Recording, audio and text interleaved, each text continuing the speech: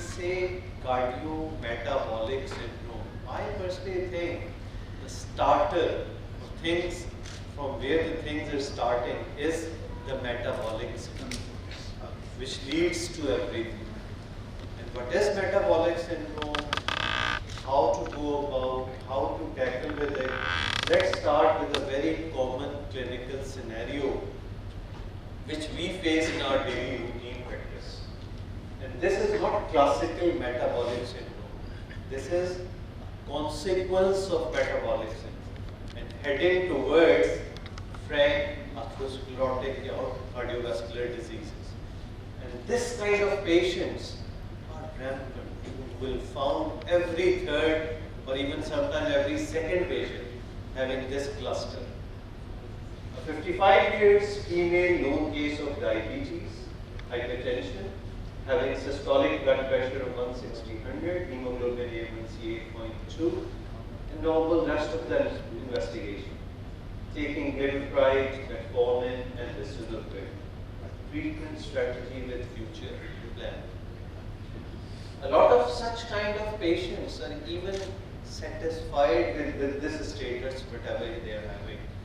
Mild to moderate increase in blood pressure, slightly disturbed sugar, no really attention towards physical activity, no diet concepts, just going on with it. And this is 55, even we are facing lethal MIs, strokes, peripheral vascular disease, CKDs even prior to this age because of this all going on without any obstruction or hurdles. Now let's see some of the basics of this metabolic syndrome. This all starts with obesity. That's the thing which is there and initiate all these things. And then you form this cluster of high blood pressure, insulin resistance and hyperglycemia, and atherogenic dyslipidemia. If you just take care of yourself at this stage, when you're healthy, you're without diseases, nobody can prevent from developing hypertension, but at least you can delay these things and be in a very good health till 60, 70 years of age. और जब तक ये आएंगी उस वक्त तक आपकी productive life गुजर चुकी हो. But we are not really taking care of this, and this obesity is now, if you take that abdominal obesity as a criteria, after 25, 30 years, you will find 80% of the people who are obese in our setups. And this was the statistics recently. We were in Hypertension League meeting. Dr. Ahmed Bilal, who was part of that diabetes survey all over, have given us that जितने आपके पास diabetics हैं, उसके 3 गुना लोग metabolic syndrome या obesity से, और especially अगर आप abdominal obesity को apply करें, which is 2 criteria कि 30 इंच से ज़्यादा waist हो female की और 35 से ज़्यादा male की, तो वो obese है. और second ये कि आपकी height से half से ज़्यादा अगर आपकी waist है at the level of umbilicus, तो आप obese. And this is the initiator of all these things. And how it affects, this is the culprit, atherosclerosis and atherothrombosis. And the bed on which this atherosclerosis is developing is that obesity and metabolic syndrome, leading to all these things. I'm just quickly going through these because we all know that. Even plaque formation and plaque rupture all depend on the features that how you are taking care of these risk factors. And if you just look onto this insulin resistance mechanism, it's there from starting as an initiation. Subclinical atherosclerosis all depends on this insulin resistance mechanism. Inflammation, infection, hypertension, dyslipidemia, thrombosis, these all, and even then frank atherosclerotic and clinical events also depend how you are taking care of this insulin resistance and diabetes. And this is just one facet of that metabolic syndrome. And this all is starting with obesity, and then इसको और अपने साथी hypertension, डिस्लिपिडीमिया, smoking ये भी साथ मिल जाते हैं, तो फिर ये नॉन कम्युनिकेबल डिजीजेस का एक सैलाब है जिससे अब हम डील कर रहे हैं। And we are just busy in taking care of them with angioplasties and stentings and that, और ये जो असल जहाँ से सैलाब आ रहा है, we are not taking care of that. A healthy living, that's the key of prevention, nothing else. हमने एंजियोप्लास्टियाँ करके भी देख लिया, वो 100 करते हैं तो 200 और आ जाते हैं, फिर 200 और करते हैं 300 और आ जाते हैं। Unable to cope with situation, beds भर जाते हैं, खत्म। यानी आप समझते थे कि शायद हम ये सब कुछ कर लेंगे तो ये बर्डन कम नहीं हो रहा। वो लगता है कि अनरजिस्टर्ड वोटर थे जो अब आ रहा है, जिनको पता चल गया कि ये यहाँ पे हो जाता है, तो अब इतना you can't cope with the situation with your tertiary cares. The only solution to this is primary and secondary care, and optimum primary and secondary care. Then you can take off your cardiovascular diseases. तो ये इसी तरह आप hypertension को देखें. This hypertension is not affecting just heart. मैं इसमें सिर्फ आपको 2 organs का इसका consequence दिखा रहा हूँ कि किस तरह से ये माइक्रो और मैक्रो को affect कर रही है। यहाँ से अगर आप cardiovascular continuum देखें, if you don't take care of hypertension properly, LDH, MI, remodeling, dysfunction, heart failure, and stage cardiac disease. And similarly, it affects kidneys, microalbuminuria, macroproteinuria, and stage renal disease. And in this fashion, both macro and microvascular involvement in every organ system, its heart, its brain, its peripheral vasculature. ये अगर एक के faces को आप सोचते जाएं, उसका consequence सोचें, और when they are combined together, what they are going to do in 5-10 years to a patient who's having these 2 diseases like of that our patient, diabetes and hypertension, और ये 5-10 साल में फिर उसके सारी चीजें, now you are dealing with that CKD issue, stroke issue, vascular disease issue, उनके फिर अपने consequence। तो ये तो वो ऐसी चीजें हैं जो बच्चों से बच्चे और उनके बच्चे के आप डील करते करते थक जाएंगे, you are unable to cope with situation. So prime is be healthy when you are healthy. Try to take care of your health, physical activity, proper diet, and once you are developing these risk factors, optimum control of risk factor, so that you can delay everything to be happening there. और फिर ये 2 चीजों के साथ आप ये तमाम चीजें मिला लें, dyslipidemia, diabetes, age, male gender, smoking, family history, अभी इसमें फिजिकल एक्टिविटी और डाइट का जिक्र ही नहीं, और ये आपके वो ऑर्गन हैं जिनको ये तमाम चीजें इफेक्ट कर रही हैं। And one way or the other, if you just take the example of heart, हम तो सिर्फ इन कॉर्नरीज को देखते हैं, आपको कई ऐसे लोग मिलेंगे जिनकी कॉर्नरीज बिल्कुल नॉर्मल होती हैं, but they have angina. This is microvascular problem. Even वो जो आपको अभी तो ये रिसर्च आपको बताई थी, अब तो बड़ी वेसल को देख के खुश हो जाते हैं, नॉर्मल है, but these hypertension, diabetes, cholesterol, physical inactivity, obesity, the syndrome is affecting your endothelial system altogether, your flow mechanisms altogether, which affect even with normal coronaries people can have angina. People can have SOBs because of that LVH and microvasculation issues. So it doesn't mean that you have normal coronaries, you are free of disease. It's affecting even microvasculature as well. So it's very important to take care of them even if you have no disease at all. And similarly, this similar way, it's affecting every body organ with macro and microvasculation involvement. Diabetes का relation मुझे कोई आपको evidence दिखाने की जरूरत नहीं है, तो इसको मैं quickly go through कर लेता हूँ ताकि हम केस पे discuss कर लें। ये consequence है। If you have no diabetes and diabetes, what's the difference you have in terms of cardiovascular death per 10,000 person per year? कितना फर्क है कि अगर आप शुगर के मरीज हो जाते हैं और शुगर के बगैर। Same applies to in different studies. Specifically मैं आपको कॉन्सिक्वेंस दिखा देता हूँ यहाँ पर। प्रीवियस डायबिटीज, प्रीवियस एमआई, ये वो वाला ग्रुप है जिसको कोई डायबिटीज नहीं है।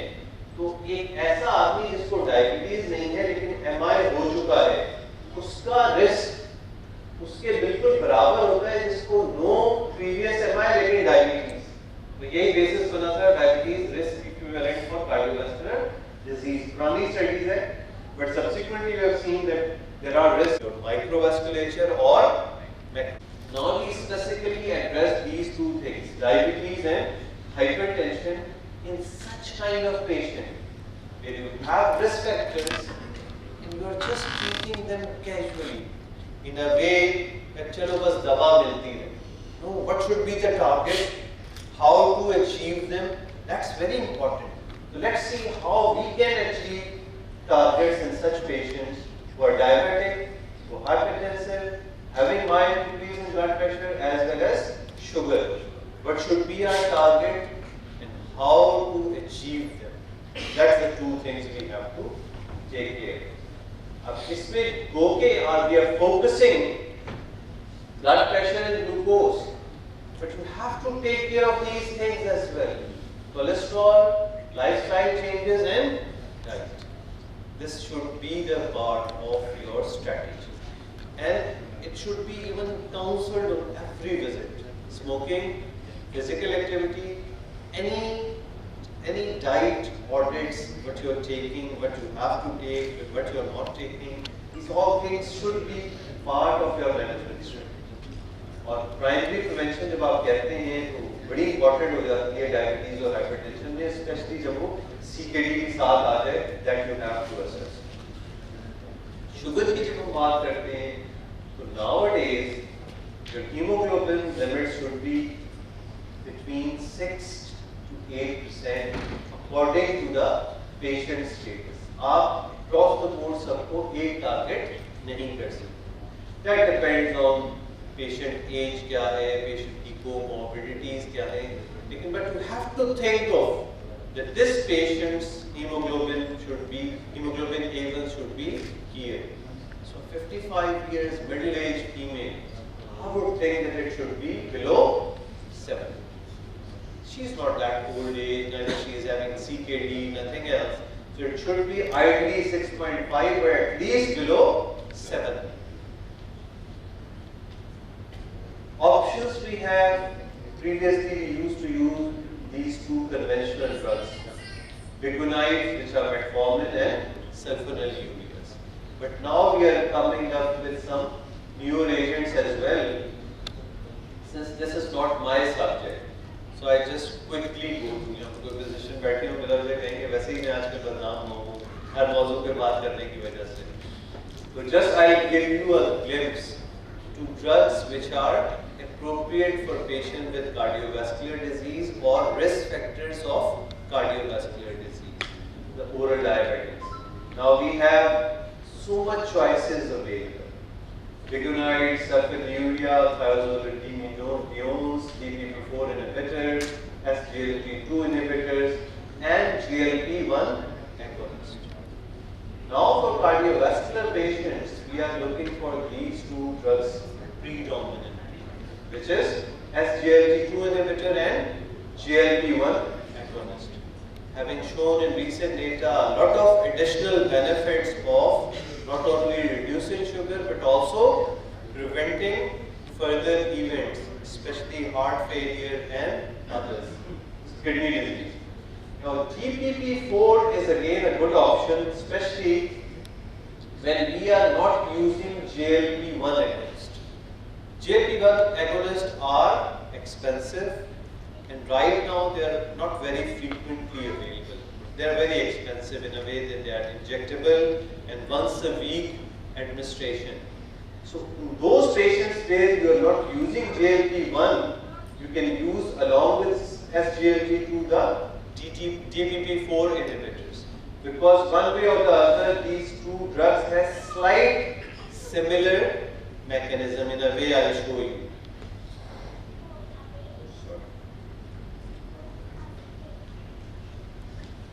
And nowadays, it's very important to look for the safety of drug, oral diabetic, which you are using in. So, अब main बात यही होती है कि आप जो दवाई बनाना जा रहे हैं for cardiovascular disease, are they safe? Regular requirement of drug specific cardiovascular outcome data in type 2 diabetes mellitus. आपको show करना पड़ता है कि आपकी दवा safe होनी चाहिए. Ideal oral hypoglycemic जो हम देख रहे होते हैं as a cardiologist, I'm not discussing these oral hypoglycemic as a diabetologist. हम अपने तौर पे देख रहे होते हैं कि उसमें hypoglycemia का risk नहीं होना चाहिए. Compatible with other drugs हो, neutral for weight gain हो, safe in old age हो, safe in ISDM heart failure. इसमें कभी कभार sulfonylureas are not very good for heart, if especially they have mild CKD, because they tend to increase weight of the patient and they have risk of hypoglycemia as well. So we usually try to avoid sulfonylureas in our cardiovascular disease patients. So in that situation, we usually nowadays using metformin plus DPP-4 and especially sitagliptin. Now we are having these SGLT2 inhibitors also that can be used, and once these can be affordable, if a patient can afford SGLT2, then you shouldn't be using DPP-4, you should be using SGLT1 agonist in that situation along with SGLT2 for a cardiovascular disease risk patient after metformin. And that's the mechanism. I'm just quickly going to give you an idea why I am saying if you are not using SGLT1 agonist, you can use DPP-4. That's SGLT1 secreted upon the ingestion of food, and SGLT1 is actually reduced in diabetes. Beta cell enhanced glucose dependent. यानी ये जो SGLT1 आपका है, इसका like action even insulin से भी ज़्यादा मजेदार action है, because it enhances glucose dependent insulin secretion, decrease apoptosis, beta cell regeneration, इन तमाम चीजों में ये एक natural part play कर रहा है along with enhancing glucose dependent insulin secretion SGLT1 जो है, और इसके साथ-साथ what it's doing is decreasing beta cell workload by means of alpha cell, decreased postprandial glucagon secretion, और liver से जो glucose निकलना है उसको भी कम कर रहा है. Second, regulates gastric emptyne, यानी इसको यहाँ से gastric emptyne को slow कर देता है, और उसके बाद फिर ये promotes satiety and reduced appetite. So this GLP-1, if someone can afford this injectable SGLT1, I personally feel at that intermediate level from oral hypoglycemic to insulin, going to insulin, it's ideal drug, even better than insulin. Lot of natural mechanisms of action to take care of a diabetic patient, not only sugar, but also take care of a lot of additional things. And that's why it's giving so much benefit in a cardiovascular disease patient or a patient at risk of cardiovascular disease. Unfortunately, this is expensive. So how DPP-4 can take care of that? You see, what DPP-4 enzyme is doing, it's inactivating this naturally released GLP-1. So whatever GLP-1 you are having is degraded by DPP-4 enzyme. So if you use DPP-4 inhibitors, what you are doing, you are trying to make this naturally intrinsic GLP-1 to remain in system for a longer period of time as compared to without DPP-4. So in situations where you are not using SGLT1 agonist in support of intrinsic natural GLP-1 which is reduced in diabetes, you can use DPP-4 inhibitors to enhance the function of intrinsic natural GLP-1. So a very good choice in patients where we are not using GLP-1 agonist. Then you have SGLT2 evidence available, Empared and Leader. I'm not touching on this. And for DPP-4, the STEPOS trial has shown the safety of DPP-4 to be in cardiovascular disease patient, and that's why nowadays it's being used in combination with metformin.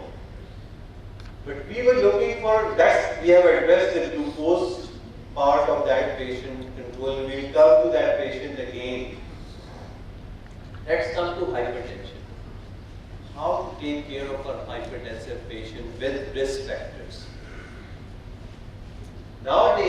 the latest guidelines have given you a targets which are different for different patients. वहाँ तो हमने decide कर लिया था कि हमारी haemoglobin के A1C का हमारे पास एक स्पेक्ट्रम है from 6 to 8 according to the patient status. Similar applies to blood pressure targets. You have to achieve different targets in different patients according to their risk status, according to their comorbidities. And I have just summarized them that if your hypertensive patient is uncomplicated, your target should be less than 140 mg. And if your patient is complicated, and complicated means he's having end organ damage, he's having other comorbidities, he's having multiple risk factors, and even nowadays if your patient's ASVD risk is greater than 10%, his target should be less than 130/80. So you have to check your patient's risk status to decide what target you should be achieving in your patient. How to achieve these targets when we are discussing hypertension? These all conservative measures, very important. Weight reduction. You see 5 to 20 mmHg of blood pressure reduction with 10 kg weight loss. यानी आपकी 1 से 1.5 दवाई सिर्फ ये conservative major भी अगर आप 50% achieve कर लें तो आपकी 1 से 1.5 दवाइयाँ कम हो सकती हैं. So important. Dash diet, sodium reduction, physical activity, moderation of alcohol. अच्छा, जब ट्रीटमेंट की हम बात करते हैं तो कोई भी ट्रीटमेंट दी जा सकती है, वो ब्लड प्रेशर रिड्यूस करेगी तो पेशेंट को बेनिफिट मिलेगा. लेकिन एविडेंस ने शो किया है कि कुछ दवाइयाँ कुछ खास सर्कमस्टेंसेस में ज़्यादा बेनिफिट देती हैं apart from controlling blood pressure by taking care of organ disease और डिजीज मॉडिफाइंग इफेक्ट. लेकिन ये हमें पता है कि कन्वेंशनल हमारा जो नाइस गाइडलाइंस है यही दिया हुआ है कि A plus C, that should be your choice. Young लोगों में A से आरबी, older people में calcium channel blocker, and then you can combine A plus C, then A plus D directly. But we all know that in every other comorbidity, your A's and ARBs are there. इसमें बस फिर मैं final guideline पे आ जाता हूँ. वो यही है कि अब जो गाइडलाइंस आपको कहती है वो आप कोई भी 4 दवाइयाँ चूज कर सकती हैं as your first line agent. अगर पेशेंट में कोई स्पेसिफिक कंपेलिंग या कॉन्ट्राइंडिकेशन नहीं है, then what are those 4 drugs? Thiazide, CCB, ACE और ARB. लेकिन जिस किस्म का मरीज मैंने आपको अभी दिखाया है उसमें अगर देखें तो आप गाइडलाइन आपको थोड़ा सा और स्टेप अहेड थोड़ी सी गाइड दे रही है.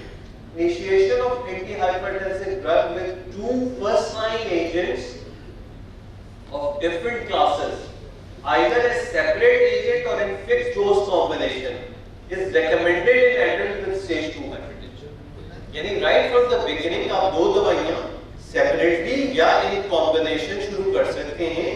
If your patient's average BP target is 20 above or 10 above their blood pressure targets, यानी उसका systolic blood pressure जो टारगेट आप चाहते हैं उससे 20 ऊपर है और diastolic का टारगेट 10 ऊपर है, तो आप right from the beginning 2 दवाइयाँ either separately or in combination शुरू कर सकते हैं. और इसमें फिर यूरोपियन गाइडलाइन ने इसमें आपको मजीद गाइड दी है कि combination treatment is recommended for most hypertensive patient as initial therapy, and preferred combination should be comprises of a RAS blocker, either ACE or ARB with a calcium channel blocker or diuretic, which are the common single combination pills which we are using nowadays, valsartan plus calcium channel blocker and lordoxi. And reason behind that is again that this combination neutralizes the side effects of each other and complement the actions, positive actions of each other in a way that calcium channel blockers are arteriolar dilator, and that's why you have this chance of having peripheral edema in these patients. But your ACE-ARBs, what they do, they are venodilators.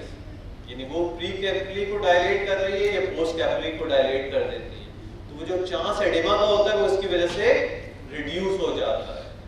फिर effective in low renal patient. जब आप hypertensive patient की बात करते हैं तो hypertensive patients में pathophysiology हर individual में डिफरेंट है। किसी में रेनिन ज्यादा है, किसी में रेनिन इतनी ज्यादा नहीं है, सोडियम रिजॉर्प्शन ज्यादा है, किसी में सिंपैथेटिक एक्टिविटी ज्यादा है। तो by combining these two drugs you are taking care of two different pathophysiologies। एक वो मरीज होगा जिसमें रेनिन का इशू ज्यादा है तो वो उसको ARB ज्यादा एड्रेस करेगी उसके ब्लड प्रेशर को। पर ऐसा पेशेंट जिसका रेनिन की एक्टिविटी इतनी ज्यादा नहीं है उसमें ACE-ARB का इतना ज्यादा इफेक्ट नहीं आएगा। तो जब आप उसको किसी ऐसी ड्रग से कंबाइन कर देंगे जिसको लो रेनिन में भी इफेक्टिव होती है, तो आप इस सिंगल पिल से दो डिफरेंट काइंड ऑफ पैथोफिजियोलॉजी को एड्रेस कर लेंगे तो कंट्रोल रेट्स बेहतर हो जाते हैं। देन रिड्यूसेस कार्डियक इस्कीमिया, यानी एक्यूट इस्कीमिया या एंजाइना में कैल्शियम चैनल ब्लॉकर्स का रोल है लेकिन ARB का कोई रोल नहीं। So in the way you are taking care of multiple benefits when you combine these two drugs. Similarly, ARB RAS block कर रहे हैं, ये RAS एक्टिवेट भी करता है CCB। तो CCB की वजह से अपने जो ब्लड प्रेशर रिडक्शन के इफेक्ट के साथ जो RAS थोड़ा सा एक्टिवेट हो रहा है, जो आपने ARB को साथ मिला दिया तो वो RAS की एक्टिविटी भी कम हो जाएगी। These are the whole mechanism you can see and read completely with how they are complementing each other. ARB के CHF और renal benefit है, जबकि कैल्शियम के कोई इतने प्रूवन CHF और renal benefit नहीं है, but is more effective blood pressure controlling agent। इस तरीके से आप वेस्कुलर प्रोटेक्टिव इफेक्ट भी एडिशनल ले रहे हैं और BP भी कंट्रोल कर रहे हैं when you are combining ACE-ARB with calcium channel blocker।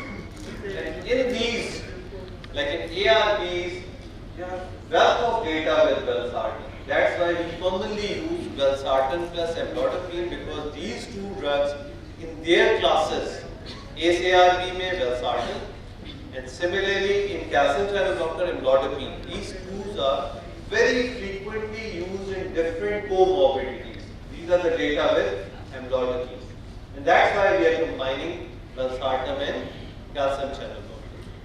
Coming back to our case, अब मैंने बहुत कुछ बोल दिया है, अब आप तैयारी करें कुछ जवाब देने की। इस मरीज को अब क्या करना है? Diabetes mellitus, hypertensive, blood pressure इतना है, ये इसकी बैकग्राउंड ट्रीटमेंट है। अब मुझे आपसे सजेशन चाहिए, क्या करना है इस पूरी तकरीर सुनने के बाद इस मरीज के साथ? जी अब आप एनीवन मॉडरेट इंटेंसिटी दे सकते हैं, लेकिन LDL टारगेट्स देख लें। रफली एक डायबिटिक में हम LDL टारगेट 100 से कम चाहिए। You can start with either atorvastatin 20 or rosuvastatin 10। That should be added in this patient's treatment. Now what about diabetes and hypertension? Because he is already on glimepiride and metformin, so what you do? J, कोई आवाज नहीं आ रही, कुछ J, कुछ आवाज आती है कहीं से? अच्छा वो फोन पे बात है, मैं समझा शायद मुझे जवाब दे। Anyone? इसको मजीद रिड्यूस करना है तो वो कैसे करेंगे? At present she is on glimepiride and metformin। Lifestyle modification, बिल्कुल proper diet, exercise, weight reduction, that should be the part for both hypertension and diabetes. जी क्या प्लीज कुछ बोल दे भाई। I think metformin is sitagliptin and then adding on SGLT2 inhibitor as well। Ideally इसमें आप GLP-1 agonist भी use कर सकते हैं। What about hypertension? Any suggestion about treatment of hypertension? उसके लिए सर बेहतर ये होगा लिस्टोप्राइल के साथ अगर आप कॉम्बिनेशन इसको ऑफ करके कॉम्बिनेशन बिल्कुल बेहतरीन यही होगा कि आप डुअल या इवन ट्रिपल कॉम्बिनेशन दे सकते हैं इसमें पेशेंट, क्योंकि आपका टारगेट कहां पर है? एटलीस्ट 30 सिस्टोलिक अबव और यहाँ पे 20 diastolic cover. So either valsartan, calcium channel blocker plus thiazide even, or at least valsartan 160 और amlodipine 5 तो इसमें ऐड करनी ही करनी. And with a close follow up, ये सारी चीजें करने के बाद और एक ऑगमेंट करना है और कम से कम 2 से 3 महीने बाद का इसका फॉलो अप होना चाहिए ताकि आप इसको प्रॉपर्ली देख सकें. So checklist for your metabolic syndrome patients or metabolic syndrome with even risk factors is A, B, C, D, E. S आगे आ गया, E के बाद F आता है, लेकिन इसमें A1C less than 790. Blood pressure optimum less than 130/80. Cholesterol इसमें ये लिखा हुआ है लेकिन it's less than 100 to 70 LDL according to the risk status. Drugs ACRB तो लाजमी होनी चाहिए डायबिटिक्स में. Statin ASA if indicated. Aspirin सब मरीजों को नहीं देनी है. इसमें हमने नहीं जिक्र किया. बहुत मल्टीपल रिस्क फैक्टर्स हो तो आप दे भी सकते हैं. Exercise, regular physical activity, healthy diet, achieve, maintain healthy body weight, and smoking cessation. तो कोई भी metabolic syndrome हो, diabetic हो, hypertensive हो, dyslipidemic हो, कुछ भी हो, उनमें ये A, B, C, D, E और F जरूर याद रखना है और हर मरीज में इन तमाम चीजों को एड्रेस करना है. Before concluding, I just give you this introduction of my YouTube channel. A lot of you may be knowing that. You can go and see a lot of academic videos on it. Just write Dr. Fawad Farooq in search, you will find that YouTube channel. This is the Facebook page. Again, some of you may be knowing. It's going live on that page as well. This lecture as well. और इसका मैं भी आपको recently एक वाकया सुनाता हूँ इसके पावर का सोशल मीडिया की. I was in Peshawar and went to Torkham border. और ये जो साहब है ये एक्चुअली ये बिजली पोस्ट थी जहाँ पे ये इसकी वो देते हैं ब्रीफिंग. अच्छा, मैं अपने ये 2-3 प्लीज के साथ वेट कर रहा था. ये पहले किसी को वो दे रहे थे, फिर ये बाहर निकले थे हमें रिसीव करने के लिए. तो ये सलाम करने से पहले ही कह रहे हैं डॉक्टर साहब आपको कहीं देखा हुआ है. That is Torkham border. मैंने पूछा इससे कि कहाँ देखा है आपने. थोड़ी देर सोचते रहे, मैंने सोशल मीडिया में देखा हुआ है. So use it, try to educate your patients, your whatever. Thanks for your patience. I am ready to answer. आपने तो मेरे किसी सवाल का जवाब नहीं दिया, लेकिन I am here to answer your question. कोई भी सवाल आपके जहन में हो, एक दो सवाल लेके फिर हम कंक्लूड करते हैं. Any questions? कोई सवाल नहीं. Factors are not properly controlled. उसमें 3 ट्रायल अभी रिसेंट आए थे, एस्प्री, एसेंट और अराइव. इन तीनों में डिफरेंट कैटेगरीज ऑफ पेशेंट में ये देखा गया कि एस्प्रिन का कोई इतना benefit actually there risk factors are very much controlled. So I am still giving aspirin in my multiple risk factors. Hypertensive भी है, डायबिटिक भी है, मिडिल एज भी है, फिजिकल इनएक्टिविटी भी है, then I give. But I am not giving it to 1 or 2 risk factors patient. सिर्फ diabetic है एस्प्रिन लिख दें, सिर्फ हाइपरटेंशन है एस्प्रिन लिख दें. No, then your bleeding risk is more as compared to ischaemic risk. इसमें आपको रिस्क और बेनिफिट वे करना है. आपके मरीज का रिस्क बहुत ज्यादा है, इवन अभी कार्डियोवास्कुलर डिजीज नहीं हुई है तब भी देनी है. लो रिस्क और